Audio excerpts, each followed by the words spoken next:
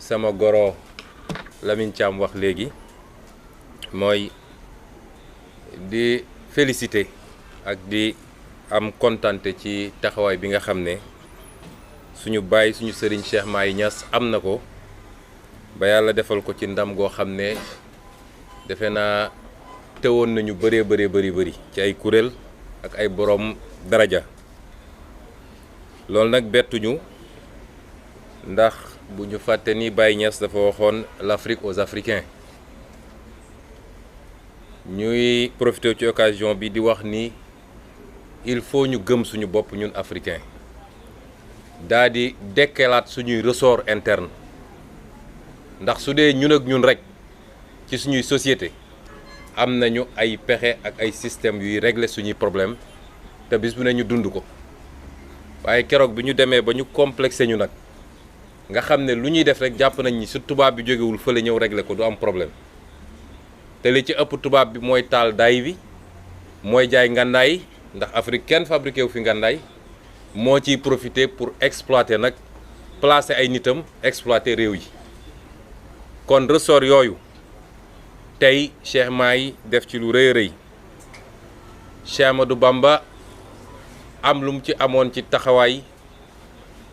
ci sàmm ak défendre del bu ñuul ba wax ni xam-xam ak mën-mën yàlla du ko calqué ci der bu weex wala der bu ñuul Cheikh sëñ Alaaji Malick Sy am lu mu ci taxawaay boo xam ne tey moo andi relation yu am solo ñu am ak réew yu mel ni Maroc wala Algérie kon suñuy njiitu diine dañ ñoo devancer trop ci seen gis-gis ci diplomatie waaye it ci ouverture kon def na lu rëy te xaarul Sarkozy sant ko wala Macron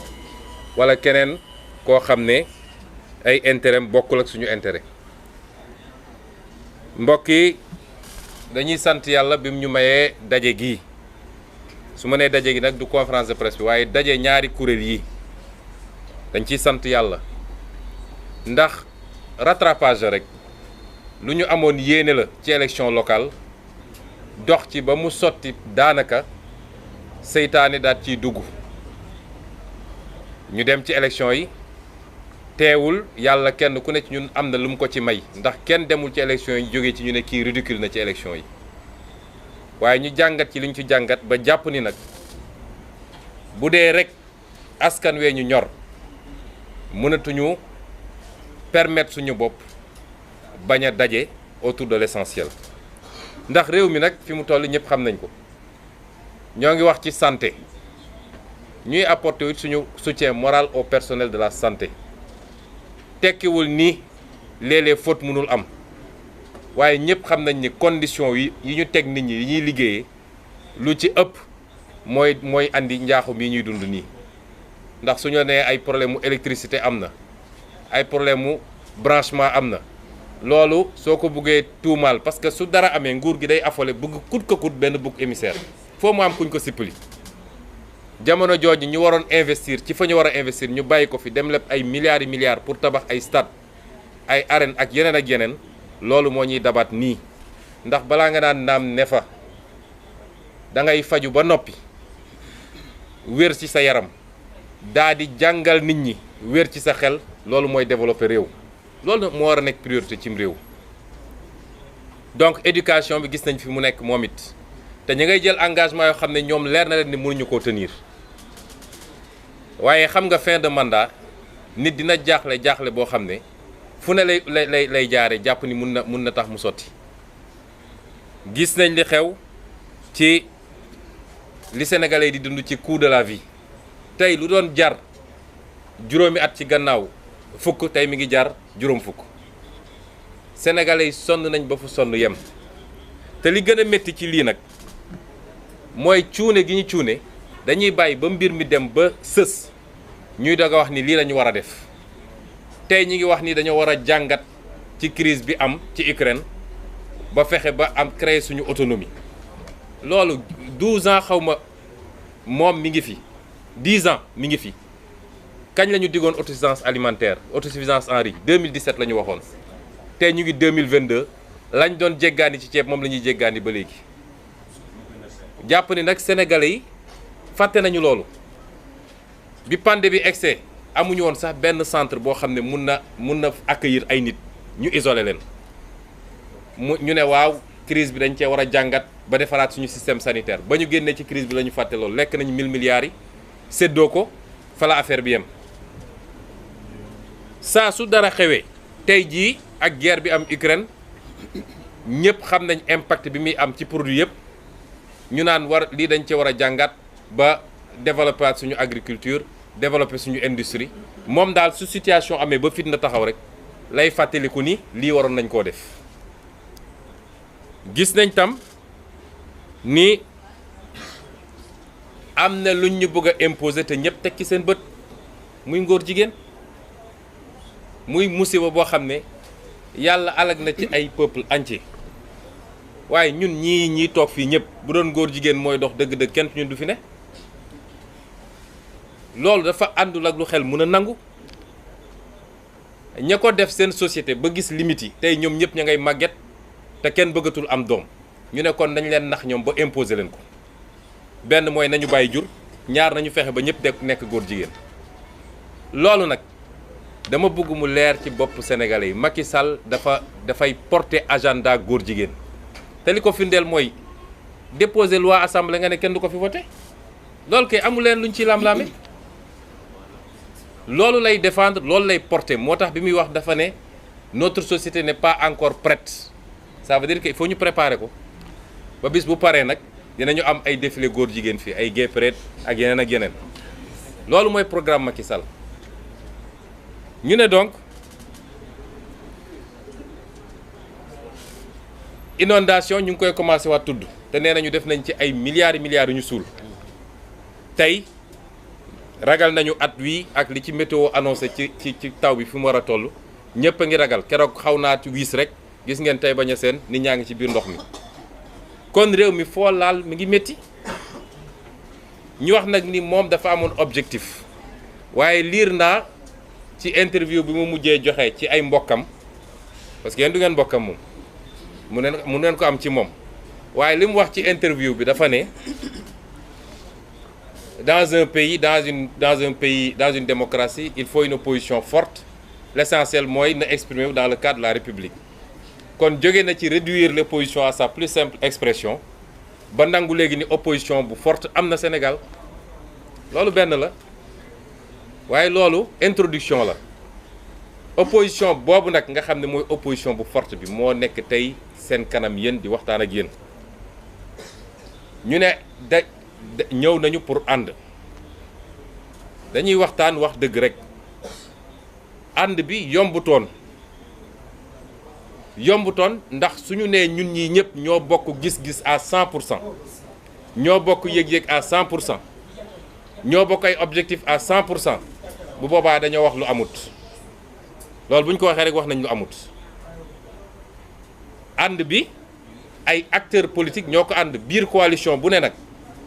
kenn ku ne am nga sa gis-gis ak sa ambition waxuma laa ay coalition bu ñu dajee parce que léeg-léeg Sénégalais dañuy interpeller ci loolu waaye bu dee dañoo ànd ak loolu yëpp ñu gis ni am nañu ay gis-gis yu bokkul am nañu ay personnalités yu bokkul am nañu ay programme yu bokkul am nañu sax ay agenda yoo xam ne mun na bañ a bokk waaye ànd ak loolu yëpp ñu ne tey dañuy ànd kon nañu xam ni sacrifice lañu def pour Sénégal parce que réew day am fu mu toll dafay laaj nga def sacrifice ñun ñii ñëpp nag sacrifice lañu def pour Sénégal parce que objectif bi ñu tax a jóg moo ëpp solo suñuy personne ñun li ñu tax a jóg mooy question bi ñuy laaj sénégalais bu ne ndax pare nañu pour bàyyiwaat Macky Sall mu toog fi ay ati at waxuma la juróomi at de ndax moom mandat à vie lay visé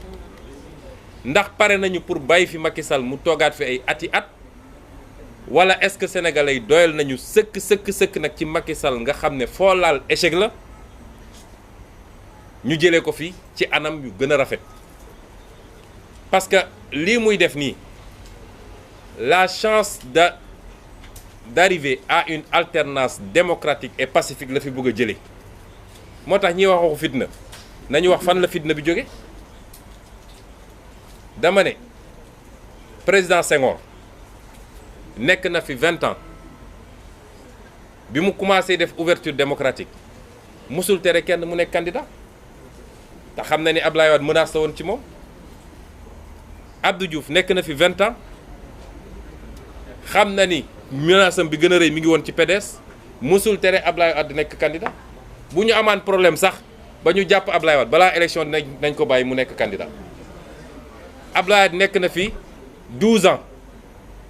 2007 ñëpp ñi ngi doon wax ni Idrissa Seck menace la te mu amoon fu mu ko jàppi waaye bàyyi na ko balaa élection mu génn candidaté dem nekk deuxième ci menn Macky Sall la ñu mës a gis Sénégal président egsi ne adversaire du am ci réew mi ba tax mu def li mu def Khalifa Babacar Sall ba tax mu def li mu def Karim Wade foog ni nag loolu mën na ko wéyale loolu la ñu ne fitna gi foofu la jóge fitna gi foofu la jóge te suñu bëggee seet fitna dëgg ku bëgg a àtte da ngay seet ki tooñ nga jàpp ci loxo bi mais Sénégal am na ñoo xam ne jàpp nañ ni ki yor nguur lu ko neex rek mën na koo def peut-être conception bi ñu am ci buur bu njëkk ba ñun nekkatuñu ci nguur nekkatuñu ci royaume ñun dañoo nekk ci république et c'est le citoyen qui décide. Est-ce que c'est trop demandé qu'on organise des élections libres, démocratiques, transparentes avec tous les candidats qui doivent candidater et que les Sénégalais choisissent ku leen ci doy loolu c'est trop demandé dans un pays laajuñu lu dul lool de jamono jii Khalifa Ababacar Sall mi dafa waroon nekk ci liste bi Karim Meïssa Wade dafa waroon nekk ci liste mais menn Macky Sall moo ne ñii duñu nekk ci liste est-ce que loolu mën na wéy ba 2024 mbër dëgg da ngay ñeme li ngay def mooy adversaire ak nu mu munti toll yow wóolu nga sa bopp wóolu nga sa doole nañu ñaan rek compétition bi jaar yoon arbitre bi doxal règlement loolu rek la ñu soxla lii fi toog nag laajuñu lu weesu loolu moo tax ma ne gannaaw gis ni nag mu nañu ni bokkuñu lépp ndax suñu bokkoon lépp ñooy bokk parti politique mais bokkuñu lépp mais coalition même dans les plus grandes démocraties dafay am écologistes yi dañuy ànd ak socialistes yi ànd ak nu mu tudd communistes yi libéraux yi ànd ak ñeneen loolu mooy àdduna waaye nag ànd bi am na lu ñu waxul ci discours yi jiitu mooy laluñu ko rek ci Macky na fi jóge de moo tax dañ leen présenter ci fan yi un programme minimal commun parce que suñuy ànd dañuy ànd ci kaw programme jóguñu rek ne dañuy ànd nii na fi Macky jóge loolu rek moo ñu intéressé déedéet ci assemblée nationale la ñu toll dinañ leen présenter programme minimal commun boo xam ne wàllu ak Yewwi ñoo koy bokk ne lii la ñu bëgg ci assemblée nationale bi loolu tam ñu dalal xelu sénégalais yi objectif bi it mooy ñu jël majorité parce que man nekk naa député pendant 5 ans yi weesu ñeneen nekk nañ fi député xam nañ ni député boo yorul majorité yow ak ñàkk député yéen a yem ci assemblée nationale bi nit ñi jàmbaar lañu de gis ngeen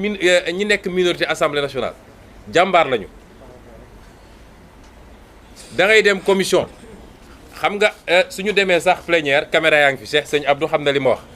mais commission amul caméra amul dara fa la ñuy jóg dinañ la saaga li ma bañ a tudd dinañ def lu ne boo fa tàngee xol di nga fa xeex commission même chose te mu leer la ni la ngay discuter yow yaa ngi wax ba sa put bi wow waaye ngoon si balaa ñuy jóge foofu di nga gis député bu nelaw ba ñu ne wote gars yi yee ko ne ko wote jot na mu ne oui wote naa su dee sénégalais yi boobu assemblée la ñu bëgg mu wëy nañu joxaat Macky Sall majorité waaye bu dee dañu bëgg assemblée buy jouer rôle am assemblée buy def contrôle de l'action du gouvernement luubal gi bëri na ci réew mi càcc gi bëri na suñu pétrole ak suñu gaz du tey lañ ko jaay de xanaa kay dañuy feddali waaye bi mu àndeek rakkam ànd ak bandi boobu ñuy wax Frank Timis ma bind ci ab téere daa di jaay gaz bi parce que gaz bi moo ëpp solo pétrole téeméeri junni yoon richesse bi tey ci gaz bi la président allemand mën naa am mës nañ fi ñëw de mais man maa ngi doog a fàttaliku fu ñu ne président allemand ñëw na fi peut-être daan na am waaye gëj na li ko andi mooy guerre bi am te Russie tey imposer leen loo xam ne leen nag sama gaz naa leen ko jaay ci ni ma neexee ci prix bu ma neexee te da ngeen may fay en rouble dootuma nag ngeen fay ma en euro loolu mooy coow li moo tax gazu Dakar Sénégal gi tey occidentaux yi seen bakkan lañ ci teg bu ñu amee nag président boo xam ne luñ ko wax mu ne wiiw nañu xam ni duñu gis dara ci suñu gaz bi ña ngay préparer oléoduc boo xam ne day démarrer Ndakaaru day démarrer suñu ci fële Tortue gisement Tortue bi dem ba Europe fii ngay toog Ndakaaru ñu naan la am nga gaz te doo ci gis dara li xew Congo xew feneen ak feneen loolu la ñuy waajal kon su dee bëgg nañu xam li xew ci réew mi luubal suñu ressources naturelles yi luubal suñu kopparu réew mi surfacturer marché public yi lu ne xew na ci réew mi bu dee Sénégalais yi bëgg nañ li xew ci réew mi dëgg en termes de contrôle de l'action du gouvernement nañu jox coalition bi la majorité 6 mois lañ leen may 6 mois di ngeen gis du ngeen dégg wala di ngeen gis lu leen jommal yéen ñëpp bu dee it bëgg nañu ñu voté ay loi yoo xam ne méngoo nag li réew mi soxla parce que député ñett mooy rôle am contrôler l'action du gouvernement voter les lois et la fonction de représentation mooy xool li xew ci dëkk bi te du yoon boo demee assemblée nationale nga défendre ko fa bu dee loolu la ñu bëgg ci député man de député woon la defe naa taxaw naa ci assemblée lu Sénégalais yëpp teg seen bët Mamadou Lamine Diallo mii député la ñëpp teg nañ seen bët li mu def Cheikh Abdou Bara Dolly même chose keneen ak keneen ci ñëpp ñu nekkoon député opposition nag nañ ma libal benn député pouvoir boo xam ne mun nañ ne ràññee nañu taxawaayam assemblée nationale bañ nañ bu session bu amee la ñuy jàllale lépp mooy intervention opposition doo fa gis ñu jàllale intervention waa pouvoir bi loolu nag occasion la am nañ ko buñ ko sàggane ci fan yi di ñëw it dinañu démarrer benn tournée préélectorale parce que élection dañ koy préparer dinañu fexe ba am plateforme bu ñu bokk te ma wax ni nag man de la ma fas yéene mooy ubbi tournée préélectorale boobu fële ci Fuuta ndax ki yaakaaroon ni titre foncier la fa am bi mu demee ba jaaxle fexe na ba suñu liste ñun compétirul foofu Sénégal kenn moomul kenn moomul fépp fenn te ñëpp lot waa Fuuta ñoo gën a sonn kuy sonn tey nett ko bandum bi gisuñu ci dara lu dul ay dige foofu lañ koy commencer ndax am nañu yéene ci ñoom nag la ca des nag mooy fañ jëm dinaa ci wax ñaar ba ñett fa lay daanele bu ci njëkk mooy di araftu préfet de Dakar ni ñu araftuwee waa DGE l'autre jour parce que dafa jot gis nga lu nit defati dañ koy wax ne moom moo ko def te tudd ko ba pare tiiñal ko ba askan wi xam parce que da ngay gis benn waay boo xam ne bureau lay toog taal climatiseur am di def loo xam ne mun na andi ci réew mu fitna boo xam ne lu ne xaj na ci loolu moo fi war a jeex fonctionnaires yi nañu delloo seen xel man j'ai été fonctionnaire et j'ai toujours refusé d'appliquer un ordre manifestement illégal parce que loolu droit administratif la ñene DGE ñu sant leen ñu leen sant ñu xam ni lii du yoon ñu def ko tey lu am ci problème ci fitna ci réew mi ñoom ñett ñooñu la ñu ko def ak seen ministron bi ko def bi leen ko sant loolu il faut mu jeex ci réew mi tey waroon nañu def suñu manifestation ñoom bañal nañ ñu ko ne am na ñeneen ñu fa déposé saax dama yebal ndaw ne ko dem leen ngeen xool manifestation bi lii mooy manifestation bi benn camion lañ fa gaare ak benn tente juróomi nit amu fa lii moo tax ñu tere ñu suñu manifestation est-ce que tappale yu mel nii mun nañ ko continuer ci réew mi on a été républicain nag cette fois-ci ñu bëri ci xale yi dañ ne woon dañuy dem par force ñu ne leen déet on a été républicain mais bu soobee yàlla mercredi bii di ñëw gannaaw yàlla mi bind xanaa yàlla wàcce fi benn taw bu fort a fort bu orage waaye bu dul loolu gisuma lu ñu mën a tee ma def suñu manifestation bu soobee yàlla loolu it on donne date ñaareel bi mooy wax ak militants yi ak sympathisants yi ak sénégalais yi fi mu ne nii 31 juillet mooy objectif bi ñun ñëpp on doit être focus sur l'objectif bu ñu dara distraire amuñu jot bu ñuy tontoo ay opposants yoo xam ne xëy suba bu ngoon jot wër plateau yi di wax ci ñun du ngeen mës a gégg ñu wax ci ñoom parce que intéressé wuñu benn adversaire la ñu am mooy Benno Bokk Yaakaar ak Macky Sall taluñu keneen ku jàpp ni nag wër plateau télé yi mbër Yewwi Askan Wi nii wàllu naa Ousmane Sonko nii diw naa le 31 juillet bu ñu commencé wàññi la ñuy xam lan mooy loo liggéey politiquement donc militants et sympathisants yi bu leen kenn distraire bu leen tontu kenn. On n'a qu'un seul objectif, c'est prendre l'Assemblée nationale le 31 juillet. On n'a qu'un seul adversaire, c'est Benno Bokk Yaakaar. leneen lu dul loolu taluñu ko yéeguñu ko. ñetteel bi mooy wax nit ñi tam nii investiture fépp la métti mais suñu defee sacrifice yëpp ñu def ñun c'est parce que réew mi la ñu jiital ci lépp moo tax képp ku réew mi ñor quelle que soit say frustration ci investiture yi muy waa Wallu muy waa Yewwi nag ñëpp laa waxal ku bëgg a liggéey réew bi rek loolu rek la tax a jóg bis bu ñu yeggee fi ñu war a yegg kenn ku ne di nga am lu la doy ci liggéey waxuma seddoo gâteau de waaye kenn ku ne dinañ la jox lu méngoog sa capacité te di nga am lu la doy ci liggéey mais suñu nee 165 députés rek ñëpp ñu sommes des milliers ñëpp mënuñ cee ne kon bu dee dëgg-dëgg réew mi moo ñu ñor te ñëpp d'accord nañ ni Macky Sall lajj na ñëpp remobiliser wu autour de l'essentiel ñu commencer une pré-campagne